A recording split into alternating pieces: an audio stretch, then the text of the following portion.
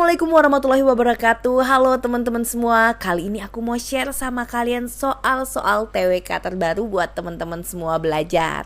Oke, jadi di sini ada soal hafalan, ada juga soal penalaran ya, dan juga materinya juga campuran. Ada yang mengenai Undang-Undang Dasar, Pancasila, NKRI juga nasionalisme. Jadi teman-teman langsung aja kita mulai soal-soal TWK yang akan mengantarkan kalian ke nilai TWK yang glowing. Oke, kita mulai. Soal yang pertama. Berikut ini yang merupakan fungsi DPR yang berlaku pasca amandemen adalah: A. Memberikan persetujuan atas RUU, B. Memberikan persetujuan atas Perpu yang ditetapkan oleh Presiden, C. Menerima hasil pemeriksaan keuangan negara oleh BPK, D. Menyetujui RAPBN, atau E. Mengajukan Hakim Konstitusi.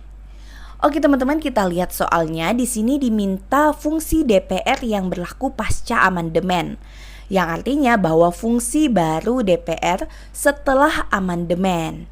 Oke, kita lihat opsinya satu persatu. A. Memberikan persetujuan atas RUU.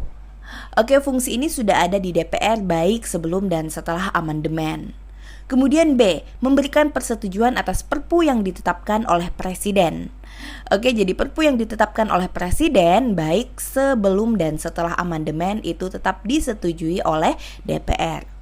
Oke, kemudian C. Menerima hasil pemeriksaan keuangan negara oleh BPK. Ini juga adalah fungsi DPR baik sebelum maupun sesudah amandemen. Kemudian D. Menyetujui RAPBN. Ini juga adalah fungsi DPR baik sebelum dan sesudah amandemen. Oke, terakhir E. Mengajukan Hakim Konstitusi. Oke teman-teman, ini adalah fungsi baru DPR pasca amandemen. Jadi fungsi ini merupakan akibat dari adanya MK atau Mahkamah Konstitusi yang dibentuk setelah amandemen ketiga. Kemudian ditegaskan dalam pasal 24C ayat 3 bahwa Mahkamah Konstitusi mempunyai 9 orang anggota Hakim Konstitusi yang ditetapkan oleh Presiden, yang diajukan masing-masing 3 orang oleh Mahkamah Agung, 3 orang oleh Dewan Perwakilan Rakyat, dan 3 orang oleh Presiden. Oke, baik, di sini jadi jelas ya bahwa DPR mempunyai fungsi baru pasca amandemen, yaitu E. Mengajukan Hakim Konstitusi.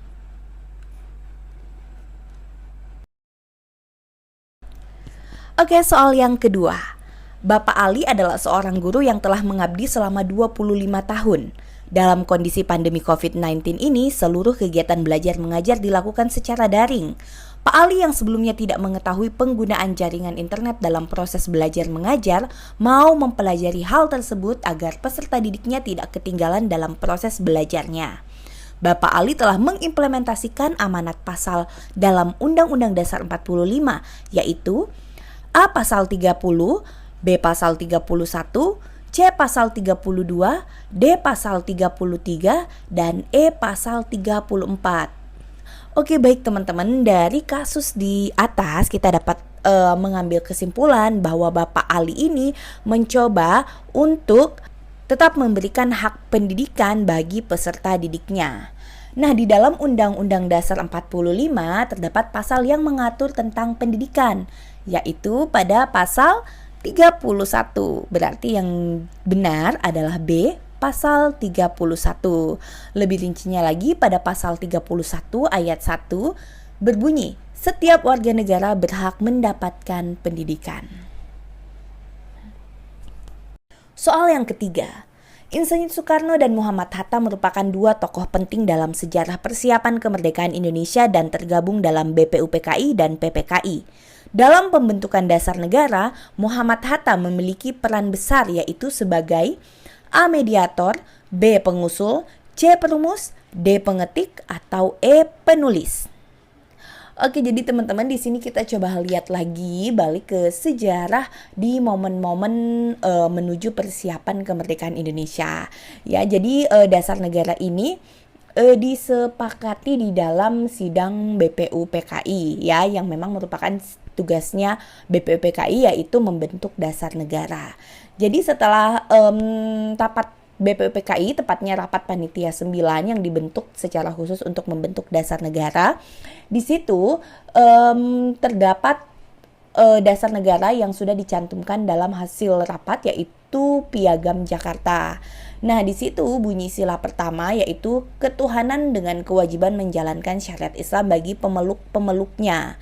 Nah, saat itu ternyata masyarakat Indonesia Timur tidak setuju dengan penggunaan kata-kata menjalankan syariat Islam bagi pemeluk-pemeluknya karena dirasa kurang tepat untuk masyarakat Indonesia Timur yang mayoritas non-muslim.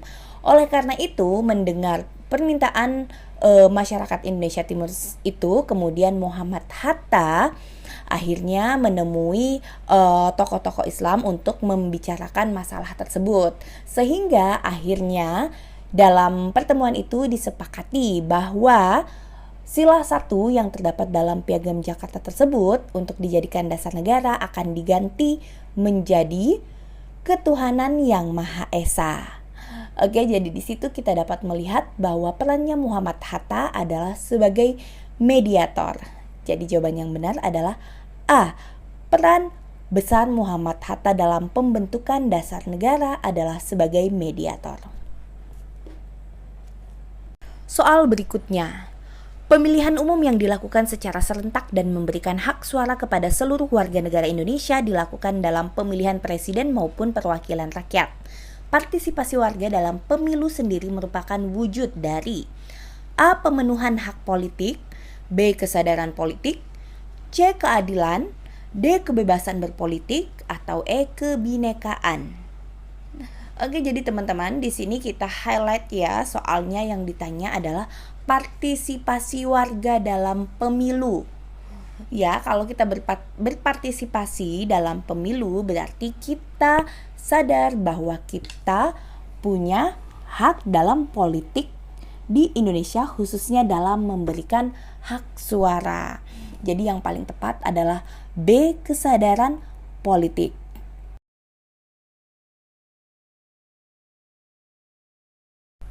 Oke, soal yang berikutnya. Syarikat Islam atau disingkat SI atau Sarekat Islam dahulu bernama Sarekat Dagang Islam atau disingkat SDI, didirikan pada tanggal 16 Oktober 1905 oleh Haji Samanhudi. Berangkat dari perkumpulan dagang, kemudian organisasi tidak hanya bergerak dalam bidang ekonomi, tetapi juga dalam bidang lain seperti politik. Tujuan awal berdirinya SDI atau Sarekat Dagang Islam adalah A. Menyejahterakan pekerja dengan meminta kenaikan upah, B. Memajukan pribumi dalam politik Hindia Belanda, C. Tolong-menolong sesama muslim, D. Menghimpun pedagang pribumi agar dapat bersaing dengan pedagang asing, atau E. Memanfaatkan hasil bumi Indonesia untuk perdagangan internasional. Oke teman-teman, jadi di sini kita mesti paham dulu dengan alasan dibentuknya SDI atau Sarekat Dagang Islam. Jadi Sarekat Dagang Islam ini dibentuk karena banyaknya pedagang dari Cina yang masuk ke jalur perdagangan di Indonesia.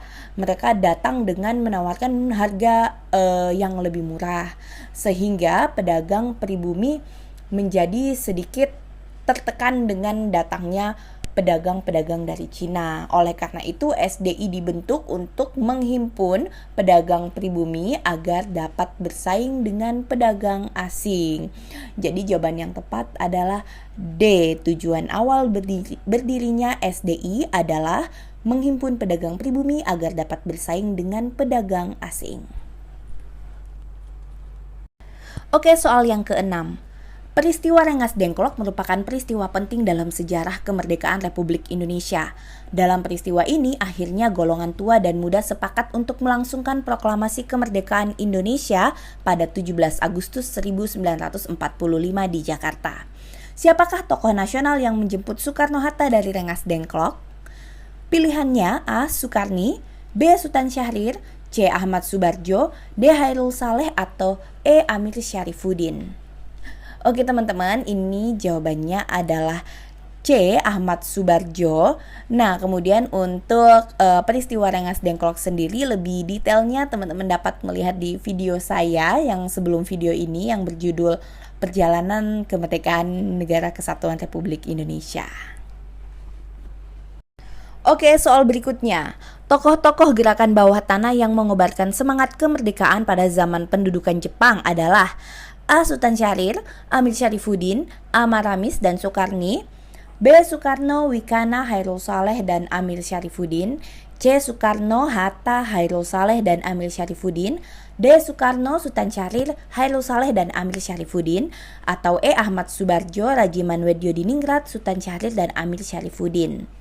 Oke teman-teman, untuk menjawab soal ini kita mesti tahu dulu bahwa gerakan bawah tanah itu adalah gerakan yang merupakan organisasi tertutup dan rahasia yang dilakukan oleh kelompok muda yang ingin memperjuangkan kemerdekaan Republik Indonesia. Ya, jadi pada zaman itu perjuangan kemerdekaan untuk Indonesia itu dibagi menjadi golongan tua dan golongan muda, diibaratkan ya. Nah, golongan tua itu adalah mereka-mereka yang bergabung di dalam BPUPKI dan PPKI. Ya, kemudian golongan muda adalah mereka yang melakukan perjuangan kemerdekaan Indonesia di luar dari BPUPKI dan PPKI, atau maksudnya tidak mengikuti perintah dari Jepang dalam memperjuangkan kemerdekaan Indonesia. Nah, untuk menjawab soal ini berarti kita lihat yang mana opsi yang semuanya merupakan anggota-anggota golongan muda. Oke, kita lihat di opsi A, Sultan Syahrir, Amir Syarifuddin, A. Maramis dan Soekarni. Jadi mereka berempat ini adalah golongan muda ya. Mereka tidak ikut di BPUPKI maupun PPKI, namun mereka sama-sama melakukan gerakan bawah tanah dalam rangka memperjuangkan kemerdekaan Republik Indonesia. Oke teman-teman, jadi ini udah langsung ketahuan ya jawabannya A. Cuman kita bisa sama-sama coba review opsi yang lainnya. Kita lihat di opsi B ada Soekarno ya. Soekarno jelas adalah golongan tua ya. Dia bersama-sama di BPUPKI mencoba merumuskan dasar-dasar negara Indonesia. Oke, kemudian di opsi C juga ada Soekarno. Jadi BC dan D ini sudah pasti salah karena ada Bapak Soekarno di sini. Kemudian E, Ahmad Subarjo, Rajiman Wedyodiningrat, Sultan Syahrir dan Amir Syarifuddin. Jadi kalau ini Sultan Syahrir dan Amir Syarifuddinnya betul, tetapi Ahmad Subarjo dan Rajiman Wedyodiningrat merupakan golongan tua yang juga tergabung di dalam BPUPKI. Jadi jawaban yang paling tepat adalah A. Sultan Syahrir, Amir Syarifuddin, A. Maramis dan Soekarni. Baik, soal berikutnya. Indonesia adalah negara yang religius dilihat dari sejarah karena A. Agama sudah ada sejak zaman kerajaan, B. Agama adalah anugerah Tuhan, C. Agama adalah karena pemikiran tokoh pemuka agama, D. Agama memiliki nilai yang baik bagi negara, atau E. Agama mengajarkan kemanusiaan. Oke teman-teman, jadi ini adalah contoh soal yang semua opsinya bagus ya. Ya, kita lihat ini memang betul kenapa sampai agama atau ketuhanan itu dinomorsatukan di dasar negara kita. Tetapi kita lihat dulu soalnya ini bertanya, Indonesia adalah negara yang religius dilihat dari sejarah. Ya, dilihat dari sejarah apa yang menyebabkan Indonesia itu disebut negara yang religius. Oke, jadi kita lihat di sini opsi yang paling tepat adalah A. Agama sudah ada sejak zaman kerajaan. Oke, jadi kalau kita flashback ya teman-teman ke zaman kerajaan atau zaman sebelum perjuangan kemerdekaan, itu hampir semua kerajaan yang ada di wilayah Indonesia itu bercorak keagamaan. Ya, jadi kerajaannya kalau bukan Hindu Buddha, coraknya adalah Islam. Ya, jadi sebenarnya masyarakat di Indonesia itu sudah lama menganut agama. Jadi masyarakat Indonesia itu sejak dari dulu itu religius. Jadi bukan karena setelah kemerdekaan kemudian ditetapkan oleh tokoh-tokoh nasional bahwa kita akan menjadi negara yang religius. Tidak ya, tapi karena memang sedari dulu religiusitas masyarakat Indonesia itu sudah ada ya. Jadi yang paling tepat adalah A. Agama sudah ada sejak zaman kerajaan. Oke, soal berikutnya. Titik awal perjuangan nasionalisme Indonesia dimulai dari organisasi Budi Utomo berdiri. Tujuan berdirinya Budi Utomo adalah A. Meningkatkan ekonomi masyarakat. B. Memajukan dan meningkatkan derajat bangsa Indonesia melalui pendidikan dan kebudayaan. C. Menerbitkan majalah untuk mendorong kesadaran nasionalisme pemuda. D. Menghimpun pemuda dari seluruh daerah. Atau E. Melakukan kegiatan-kegiatan kemanusiaan. Oke teman-teman, jadi kita lihat sejarahnya Budi Utomo ya. Jadi Budi Utomo itu pertama kali gagas oleh Dr. Wahidin Sudirohusodo. Ya, Dr. Wahidin Sudirohusodo memiliki keinginan untuk dapat memajukan pribumi melalui pendidikan ya. Jadi kemudian dia bertemu dengan Dr. Sutomo. Kemudian Dr. Sutomo juga yang setuju dengan ide tersebut, kemudian mendirikan Budi Utomo dan mengetuai Budi Utomo ya. Jadi pada intinya Budi Utomo ini awal berdirinya adalah tujuannya dalam bidang pendidikan. Jadi opsi yang paling tepat di sini adalah opsi B, memajukan dan meningkatkan derajat bangsa Indonesia melalui pendidikan dan kebudayaan. Oke, soal berikutnya. Tujuan sebuah instansi atau perusahaan mewajibkan penggunaan batik setiap hari atau pada hari tertentu pada karyawan atau pegawainya adalah A. Untuk mengenalkan kekayaan Indonesia. B. Untuk mengenal kebudayaan masing-masing daerah. C. Untuk mengurangi penggunaan barang-barang dari luar. D. Karena batik sebagai warisan Indonesia yang sudah mendunia. Atau E. Untuk memperkuat rasa nasionalisme kita sebagai warga negara. Oke teman-teman, jadi di sini kita tahu bahwa menggunakan batik itu menunjukkan rasa nasionalisme kita. Sehingga penggunaan batik setiap hari atau pada hari-hari tertentu tentunya diharapkan akan memperkuat rasa nasionalisme kita sebagai warga negara. Jadi jawaban yang paling tepat adalah E ya, mewajibkan penggunaan batik setiap hari atau pada hari-hari tertentu pada karyawan atau pegawai, tujuannya untuk memperkuat rasa nasionalisme kita sebagai warga negara. Oke teman-teman, itu tadi soal-soal TWK yang semoga bisa membantu teman-teman belajar dan pastinya mudah-mudahan bisa membantu mengglowingkan skor TWK teman-teman. Ya, untuk teman-teman jangan lupa di subscribe, share, like, dan jangan lupa komen. Dan juga aku mau kasih info kalau setelah video ini aku bakalan secepatnya upload lagi soal-soal TWK terbaru. Jadi teman-teman stay tune dan jangan lupa bunyikan lonceng biar pas aku upload soal-soal TWK terbaru lagi teman-teman bisa langsung cus belajar bersama. Oke teman-teman semuanya, terima kasih.